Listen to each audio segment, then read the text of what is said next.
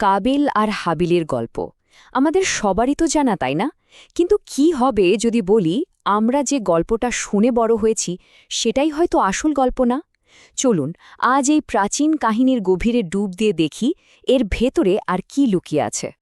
ভাবুন একবার, যে উৎসটি নিয়ে আমরা কথা বলছি তার দাবিটা কিন্তু বেশ চমকে দেওয়ার মতো।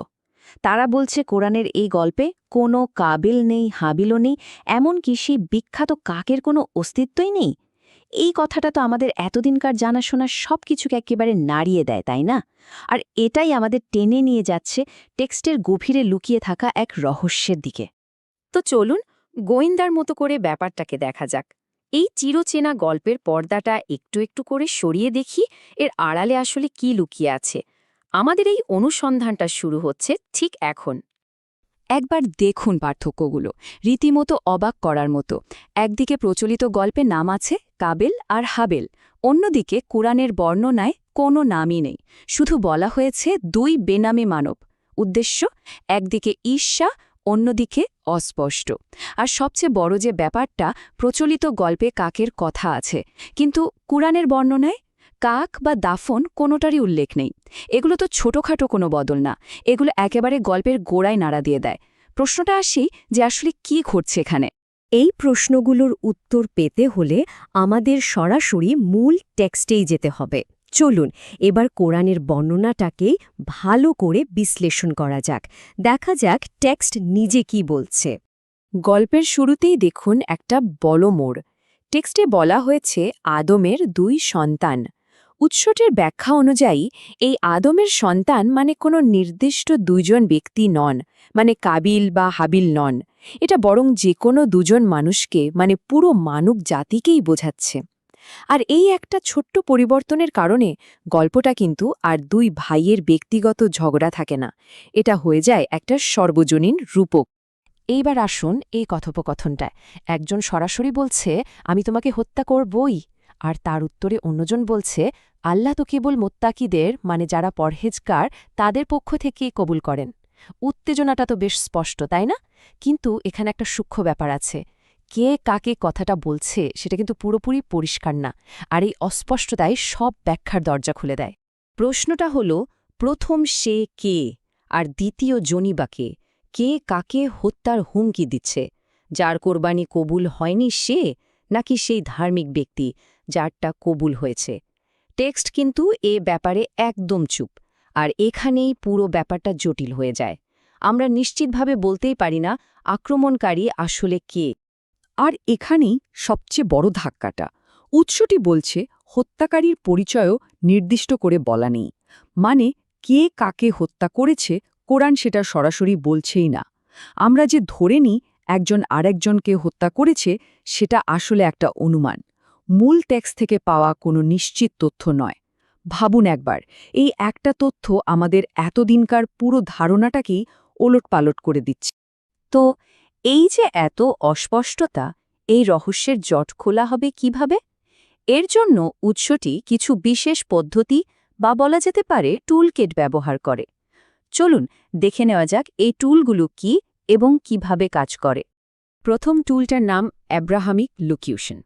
ব্যাপারটা অনেকটা এরকম, ভাবুন তো, আমরা যেন টাইম ট্র্যাভেল করে সেই সময় ফিরে গেছি। এই তত্ত্বটা বলে কোরআনের গল্পগুলো আজকের দিনের আরবি দিয়ে বুঝলে হবে না, বুঝতে হবে সেই সময়ের মানুষরা, সেই চরিত্ররা কোন ভাষায়, কোন রূপক ব্যবহার করে কথা বলত। মানে আজকের দিনে চশমা দিয়ে প্রাচীন টেক্সট পড়লে আসল অর্থটা হারিয়ে যেতেই পারে। দ্বিতীয় টুলটা হল নেস্টেড ইন্টারপ্রিটেশন। এটা আরও মজার। ধরুন আপনি একটা জটিল শব্দ পেলেন। এই পদ্ধতিতে ওই শব্দটার অর্থ খোঁজার জন্য ডিকশনারিতে না গিয়ে কোরআনেরই অন্য কোনো আয়াতে খোঁজা হয়। মানে টেক্সট নিজেই নিজের শব্দের ব্যাখ্যা দেয়, অনেকটা একটা রহস্যের সমাধান সেই রহস্যের ভেতরেই খুঁজে পাওয়ার মতো। চলুন একটা উদাহরণ দিয়ে দেখি। গুরাব শব্দটা, এর প্রচলিত অর্থ আমরা জানি কাক, কিন্তু উৎসটি এখানে ওই টুলগুলো ব্যবহার করছে। ধাপ 2 দেখুন। শব্দটার ভাষাগত মূল হল গারাবা, যার একটা অর্থ হল অস্ত যাওয়া বা শেষ হওয়া। যেমন সূর্য পশ্চিমে অস্ত যায়, এখান থেকেই ধাপ 3-এ আসছে একেবারে নতুন একটা ব্যাখ্যা। গুরাব মানে কোনো পাখি নয়, বরং একজন মরণশীল সত্তা, এমন একজন যার জীবনটাও একদিন সূর্যের মতো অস্ত যাবে, মানে শেষ হবে।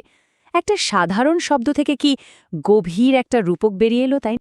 তো এই নতুন টুলকেট আর নতুন ব্যাখ্যাগুলো হাতে নিয়ে আমরা এখন প্রস্তুত এই প্রাচীন রহস্যের সমাধান দেখতে। চলুন দেখি সব সূত্র এক করলে এই ধাঁধার কীরকম একটা ছবি আমাদের সামনে উঠে আসে। আর এই দেখুন সেই সমাধানটা। প্রচলিত ব্যাখ্যায় হত্যাকারী কে? ঈর্ষান্বিত ভাই। কিন্তু এই নতুন ব্যাখ্যায় হত্যাকারী হল সেই অহংকারী ধার্মিক ব্যক্তিটি। উদ্দেশ্য হিংসা নয়, বরং ধর্মীয় শ্রেষ্ঠত্ববোধ। আর সেই কাক, সেটা কোনো পাখি নয়, বরং একজন মরণশীল জ্ঞানী ব্যক্তি, যিনি ধর্মগ্রন্থের গভীর জ্ঞান নিয়ে আসেন। পুরো গল্পটার শিক্ষাটাই বদলে যাচ্ছে। ভাইকে হত্যা করো না থেকে হয়ে যাচ্ছে ধার্মিকতাকে অস্ত্র হিসেবে ব্যবহার করো না। তাহলে হত্যাকারী অনুতপ্ত হলো কেন?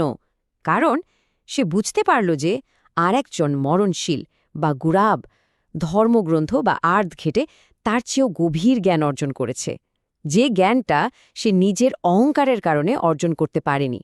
এই উপলব্ধিটাই তাকে নালিয়ে দেয়। এটা আসলে বিনয়ের এক শক্তিশালী শিক্ষা। তাহলে এই পুরো আলোচনার মানে কি দাঁড়ালো? এই নতুন ব্যাখ্যাটা গল্পটাকে আর দুই ভাইয়ের ব্যক্তিগত সংঘাতের মধ্যে আটকে রাখে না। এটা হয়ে ওঠে একটা চিরন্তন মানবিক শিক্ষা, ধর্মীয় অহংকারের বিপদ আর বিনয়ের গুরুত্ব নিয়ে এক গভীর সতর্কবার্তা। আর এই আয়াতের দিকে তাকালে ব্যাপারটা আরও পরিষ্কার হয়। যে কাউকে হত্যা করে সে যেন সব মানুষকে হত্যা করল, আর যে কারো জীবন রক্ষা করে সে যেন সব মানুষের জীবন রক্ষা করল। এই নতুন ব্যাখ্যার আলোতে হত্যা করা বা জীবন রক্ষা করার একটা রূপক অর্থ বেরিয়ে আসে। একটা কঠিন অহংকারী ব্যাখ্যা হয়তো একটা টেক্সটের আত্মাকে হত্যা করে, আর একটা বিনয়ী খোলা মনের ব্যাখ্যা সেই টেক্সটকে নতুন জীবন দেয়। তাহলে মূল কথাটা কি? এই ব্যাখ্যা অনুযায়ী গল্পটা আসলে ধর্মীয় অসহিষ্ণুতা আর আধিপত্যবাদের বিরুদ্ধে একটা জোরালো সতর্কবার্তা। এটা আমাদের মনে করিয়ে দেয় পবিত্র গ্রন্থ পাঠ করার সময় বিনয়ী হতে হবে। বুঝতে হবে যে আমাদের চেয়ে ভিন্ন জ্ঞান বা অন্তর্দৃষ্টি অন্য কারো থাকতেই পারে। আর এই শিক্ষাটা কোনো একটা নির্দিষ্ট গোষ্ঠীর জন্য নয়, এটা আসলে পুরো মানবজাতির জন্যই একটা উপহার। এই পুরো আলোচনাটা আমাদের একটা বড় প্রশ্নের সামনে এনে দাঁড় করায়। আমরা জানি বলে মনে করি, এমন আরও কত গল্পের ভেতরেই হয়তো এরকমই কোনো ভিন্ন অর্থ লুকিয়ে আছে। হয়তো আমাদের খুব পরিচিত গল্পগুলোকেই আর একবার একটু নতুন চোখে আরও খোলা মন নিয়ে দেখার সময় এসেছে।